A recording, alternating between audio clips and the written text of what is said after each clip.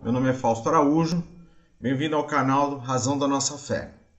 Eu tenho para falar hoje para os irmãos um assunto que eu considero relevante, é um assunto que eu considero importante, que diz respeito ao uso de imagens no contexto bíblico. Eu não pretendo aqui ofender, eu não pretendo denigrir ou atacar qualquer pessoa com esse tema, tá? Nosso intuito não é esse, nosso intuito é trazer esclarecimento, porque diz respeito diretamente à questão da salvação de todos nós. A igreja evangélica, em alguns casos, tem feito esse uso também, tá? Então isso não é por um segmento somente, é para todo segmento, tá? Mas eu quero deixar a minha parte aqui com o que a Bíblia diz a respeito do assunto. Se você tem outros elementos que você segue como regra de fé, eu respeito, né? A gente respeita, a gente não está aqui para atacar ninguém, repito, tá bom? Mas eu quero deixar claro o que a Bíblia diz sobre esse assunto, tá bom? Se isso for relevante e edificar a sua vida, louvado seja Deus por isso, tá bom? Eu vou ler alguns textos bíblicos que são bem veementes a esse respeito. O uso de imagens, ele é condenado desde o Antigo ao Novo Testamento. Tá bom? E você que vai ver esse vídeo, não se sinta atacado, porque nesse não é o meu intuito, tá bom? Não use também esse vídeo para estar atacando outras pessoas que têm isso como elemento de fé, de conduta, de vida, enfim, tá bom? Mas eu vou ler alguns textos bíblicos que estão nas Escrituras Sagradas. Por esse motivo, eu gostaria que você pegasse aí seu papel, seu lápis, sua Bíblia, uma caneta, tá? Para você estar anotando, para você tirar suas dúvidas, tá bom? Depois você vir conferir passagem por passagem, texto por texto, em qualquer Bíblia que você tiver à mão aí, em nome de Jesus, tá bom? Então vamos aos textos que a Bíblia diz. Lembrando que é um tema que Deus ele repudia muito, então você vai encontrar aqui palavras muito veementes que Deus ele acaba usando, né, para expressar sua indignação referente ao uso de imagens, tá bom? Se você tem a sua Bíblia, pegue aí, anote, tire suas dúvidas aí. Você não precisa acreditar no que eu acredito, mas você que quer dar o céu, você que quer a salvação eterna, você precisa sim estar ligado com esse tema, tá bom? Deus te abençoe, vamos lá, que Deus nos ajude, nos ilumine e nos faça compreender um tema tão importante quanto esse. Vamos lá, eu gostaria de estar lendo alguns textos, vamos lá esses textos. O primeiro texto que eu vou estar lendo diz para que eu não devo fazer ou construir. Está lá em Êxodo 20, verso 4. Diz assim: não farás para ti imagem de escultura, nem alguma semelhança do que há em cima nos céus, nem debaixo da terra, nem nas águas, nem debaixo da terra. Então aqui já diz para mim não fazer e nem construir. Tá bom? O próximo texto diz para mim não ajoelhar, tá? Tá no mesmo contexto do primeiro que eu citei, para mim não ajoelhar diante deles, tá? É Êxodo também, mesmo capítulo 20, verso 5, onde diz assim: não te curvarás a elas, nem servirás, porque eu sou o Senhor teu Deus, o Deus zeloso que visita a iniquidade dos pais e dos filhos até a terceira, a quarta geração daqueles que me odeiam.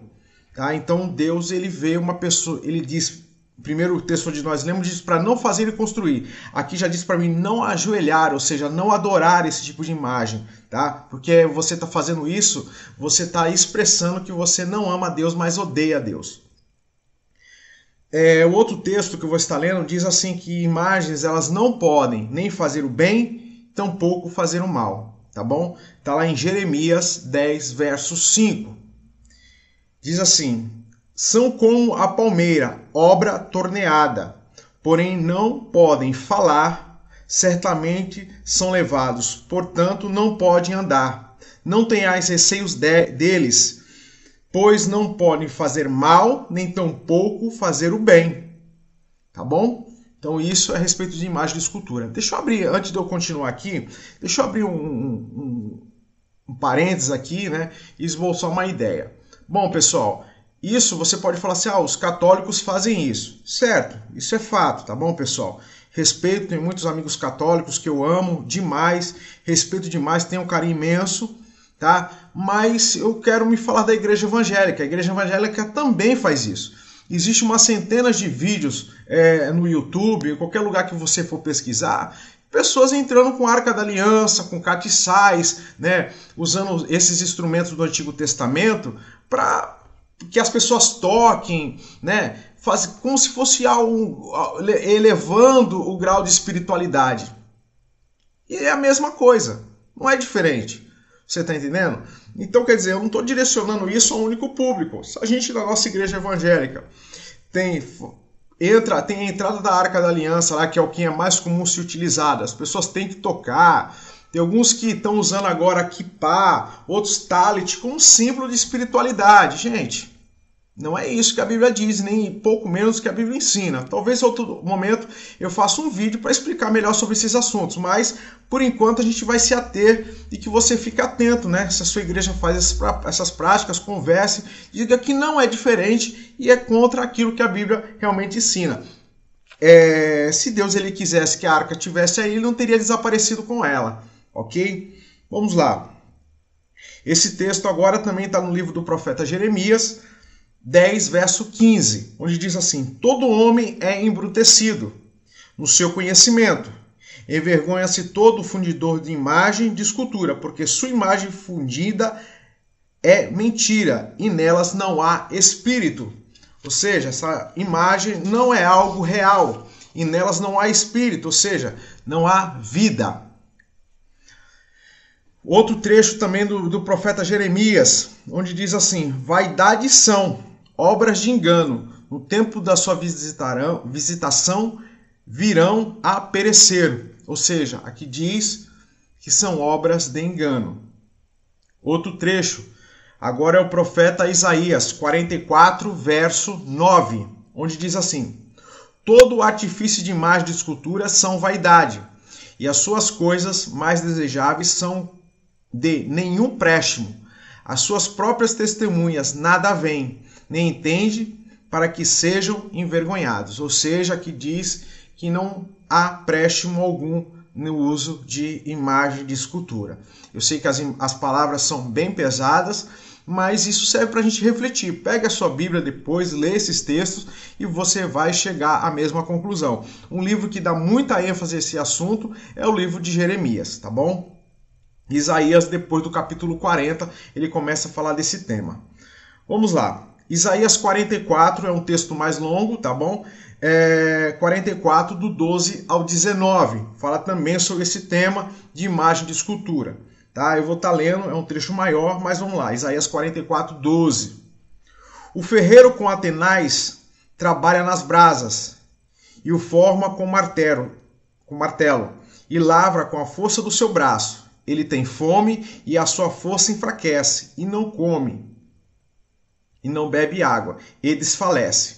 O carpinteiro estende a régua, desenha com uma linha e plana-o com a plana, e traça com compasso, e o faz à semelhança de um homem, segundo a forma de um homem, para ficar em casa. Quando corta para si cedros, toma também o cipestre e o carvalho, assim escolhe as árvores do bosque, planta um olmeiro e a chuva faz crescer. Então serve o homem para queimar, e toma deles e se esquenta, e acende, e coze o pão. Também faz um deus e se prostra diante dele. Também fabrica uma imagem de escultura e se ajoelha diante dela. Metade dele queima no fogo, outra metade prepara a carne para comer, assa, farta-se dela. Também se esquenta e diz: ora, já me esquentei e já vi fogo. Então com o resto faz um deus, uma imagem de escultura. Ajoelha-se diante dela, inclina-se e roga: livra-me, portanto tu és o meu Deus. Nada sabem, nem entendem, porque tapou os olhos para que não vejam, o seu coração para que não entendam. E nenhum deles cai em si, e já não tem conhecimento nem entendimento para dizer: metade eu queimei no fogo, e cozi pão sobre as suas brasas, assei sobre elas carne, e comi, e faria eu do resto uma abominação? Ajoelhei-me a que saiu de uma árvore. Isso aqui é o profeta Jeremias falando de um homem que plantou, né? Ali já o texto é bem explicativo. é uma pessoa que vai no bosque, ele pega uma árvore, um tanto ele usa para acender fogo, outro tanto ele faz obra de artifício, né? Ele já faz uma fogueira, e o restante ele faz uma imagem de escultura, tá? E o texto já é bem claro, acho que não precisa de explicação, que é bem que Deus chama de abominação, tá? Esse tema ele é condenado tanto no Antigo como no Novo Testamento, tá? Não é só no Antigo ou só no Novo Testamento. O apóstolo Paulo, ele diz assim em 1 Coríntios 6, verso 9. Ele diz assim, 9 e 10. Não sabeis que os injustos hão de herdar o reino de Deus? Vou repetir. Não sabeis que os injustos não hão de herdar o reino de Deus? Não erreis, nem devassos, nem idólatras, nem os adúlteros, nem efeminados, nem sodomitas, nem ladrões, nem avarentos, nem bêbados, nem maldizentes, nem os roubadores herdarão o reino de Deus. Entre esses, o que a gente está tratando aqui é o segundo. Não erreis, nem devassos, nem idólatras. Tá bom? Outro texto também das Escrituras Sagradas que diz respeito a isso está lá em 2 Coríntios. Diz assim: não vos aprendeis a um jugo desigual com os infiéis. Porque que sociedade tem a justiça com a injustiça? E que comunhão tem a luz com as trevas? Que concórdia há entre Cristo e Belial? O que parte tem o fiel com o infiel? Aí ele diz aqui: que consenso tem o templo de Deus com os ídolos? Porque vós sois o templo de Deus vivente. Como Deus disse, neles habitarei, entre eles andarei, e serei o seu Deus, e eles serão o meu povo.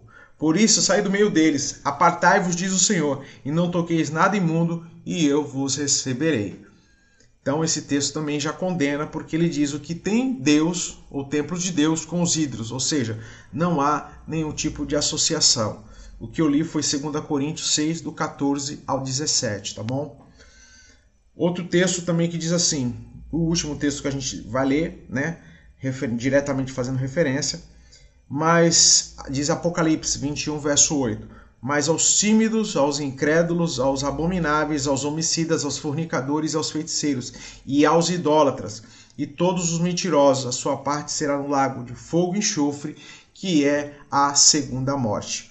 Tá? Então esses textos bíblicos, eles deixam bem claro que o uso de imagens é condenado diante de Deus de Gênesis a Apocalipse. Eu vou responder um questionamento, dois questionamentos, tá? Que quando a gente fala desse tema, as pessoas não aceitam. É normal não aceitar, eu respeito, eu não sou o dono da verdade, eu só estou explanando o que a Bíblia diz aqui a respeito desse tema, tá bom? Um dos textos que as pessoas usam para justificar o uso de imagens é esse aqui, tá? Que eu vou estar lendo. É Números 21, do 4 ao 9. Diz assim: então partiram do monte Or pelo caminho do Mar Vermelho, rodear a terra de Edom.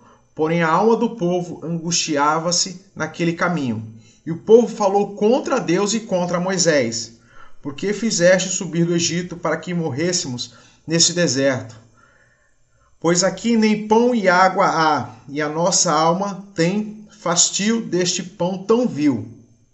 Então o Senhor mandou entre o povo serpentes ardentes, que picaram o povo, e morreu muita gente em Israel. Por isso veio Moisés e disse: havemos pecado, portanto temos falado contra o Senhor e contra ti. Ora, Senhor, que tire de nós essas serpentes. Então Moisés orou pelo povo. E disse o Senhor a Moisés: faze-te uma serpente ardente e põe sobre uma haste, e será que viverá todo o que, tendo visto, que tenha sido picado, olhar para ela, viverá. E Moisés fez uma serpente de metal e pô-la sobre uma haste. E sucedia que, picando alguma serpente alguém, quando este olhava para a serpente de metal, vivia. Aqui as pessoas usam esse texto para falar o quê? O povo se rebelou contra Deus, tá bom? E Deus ele mandou serpentes para que picasse o povo. Como viu que estava morrendo muita gente, Moisés intercedeu que Deus tivesse misericórdia. E Deus falou assim: faz o seguinte, constrói uma serpente de metal, coloca numa haste e deixa lá. aquele que foi picado olhar para a serpente será curado. Então, quer dizer, era somente para olhar, como diz o próprio texto, tá? Diz assim, E disse o Senhor a Moisés, faz uma serpente ardente, põe-te sobre uma haste, será que viverá todo aquele que, tendo sido picado, olhar para ela. Então era somente olhar que seria curado. Aí as pessoas perguntam, tá vendo? Deus mandou fazer uma imagem, para que através dessa imagem as pessoas fossem curadas. Tá bom, olha só. Vamos lá, qual é a resposta que nós temos aqui? Eles não rezavam essa serpente, eles não dirigiam orações, eles não faziam nenhum tipo de louvor ou cântico e eles não prestavam culto. Tá bom? E quando, séculos depois, quando essa serpente ela virou alvo de culto, ela foi destruída. Tá? E ela se chamava depois Neustã. E vou estar lendo um trecho lá em 2 Reis 18, do 4 ao 3, onde diz assim: E fez o que era reto ao Senhor, conforme tudo que fizera Davi seu pai. E ele tirou dos altos, quebrou as estátuas,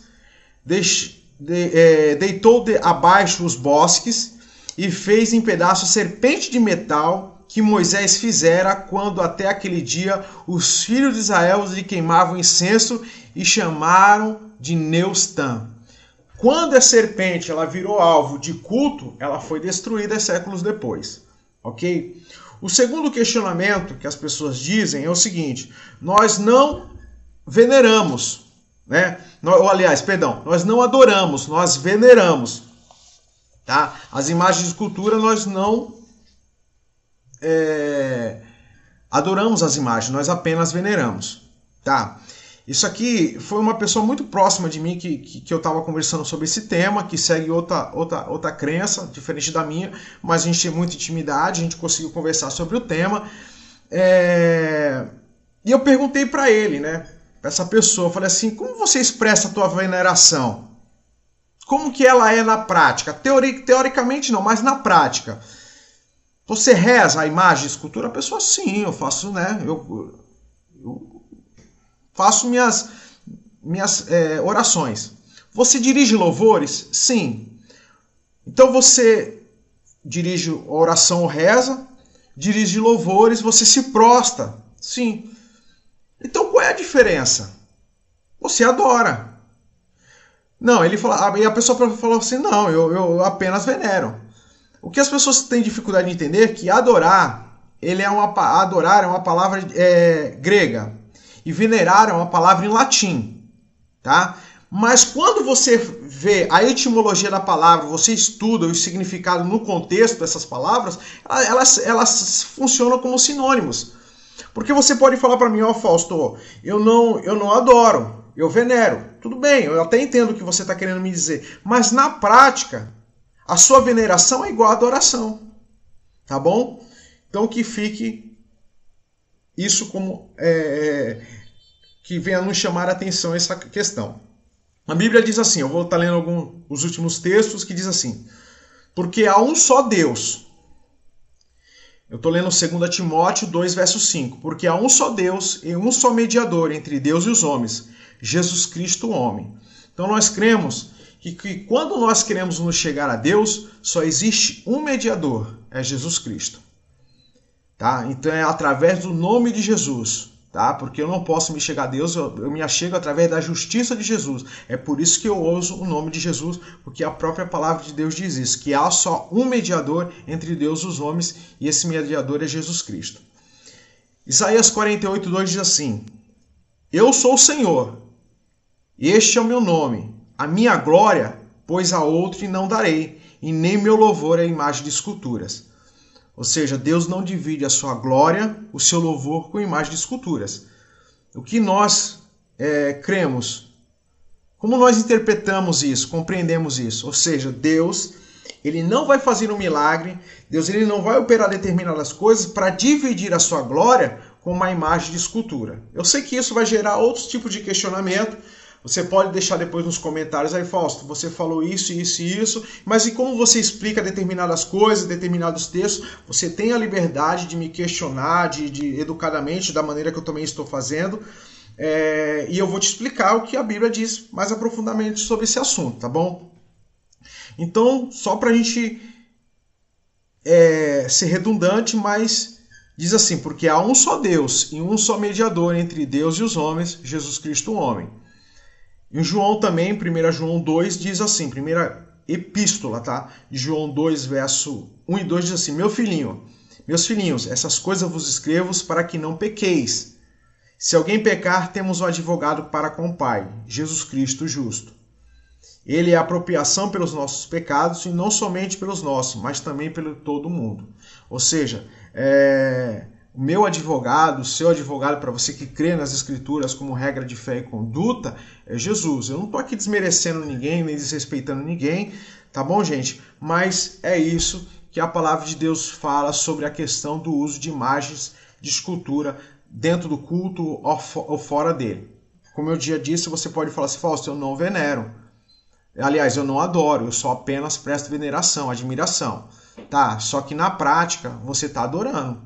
Porque quando eu vou no culto a Deus, né, que a gente não faz uso de imagens, como que a gente expressa a nossa adoração? Uma das formas é orando a Deus, em nome de Jesus, me prostrando e rendendo louvores. Se você faz isso usando uma imagem ou através do uso de imagem, você também está adorando a imagem. Então, o que eu pesquisei, tá? Lendo a Bíblia, ou qualquer pesquisa na internet, você pode pesquisar a etimologia dessas palavras e você vai chegar à mesma conclusão. Eu rogo a Deus que Deus te abençoe, te dê graça e discernimento. Eu quero ressaltar mais uma vez aqui, esse vídeo eu não estou fazendo para atacar ou denegrir a imagem de nenhuma pessoa, porque tem muitas pessoas que têm uma crença diferente da minha, e eu tenho muito respeito, tenho muito carinho, tá bom? Então, que você use de maneira inteligente, que isso venha te trazer mais entendimento sobre as Escrituras Sagradas, amém? Estamos aqui no canal Razão da Nossa Fé, só para lembrar, meu nome é Fausto Araújo. Que Deus te abençoe hoje e sempre.